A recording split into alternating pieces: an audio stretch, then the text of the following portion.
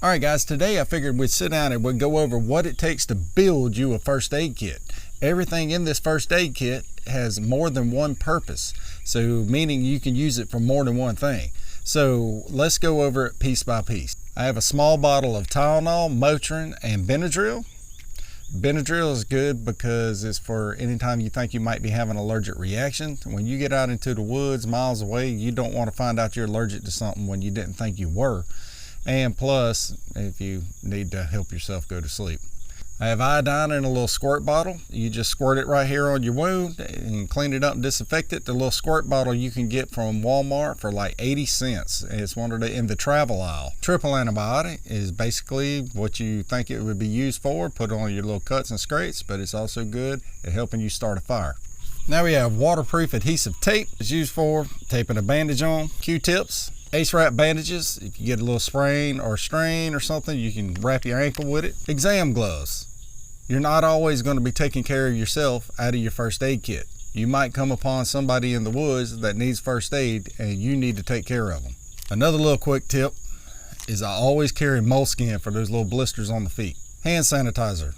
Not only does it disinfect, it actually starts fires. I've done several videos on how to start a fire with hand sanitizer. An emergency survival blanket. This thing is pretty good at reflecting heat. And they've actually done studies and showed that if you cover up with one of these, they can't see you through thermal vision scopes and stuff like that. So this stuff's pretty good handy. Chapstick. Alcohol prep pads. These things are very good at helping start a fire too.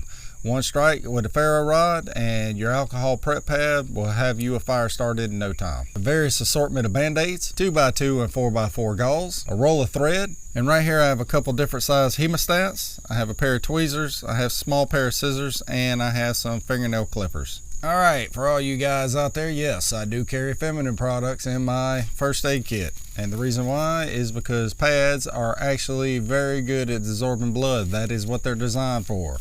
And here we have tampons. I've already demonstrated how to start a fire with them. I've showed you how to filter water with it. They're good for stab wounds, bullet wounds, and that bloody noses, stuff like that. An assortment of needles, large and small if you need to sew something up, and a tourniquet. And one of my favorite things to carry in the first aid kit is super glue. If you need stitches, super glue will help until you can get out of the woods.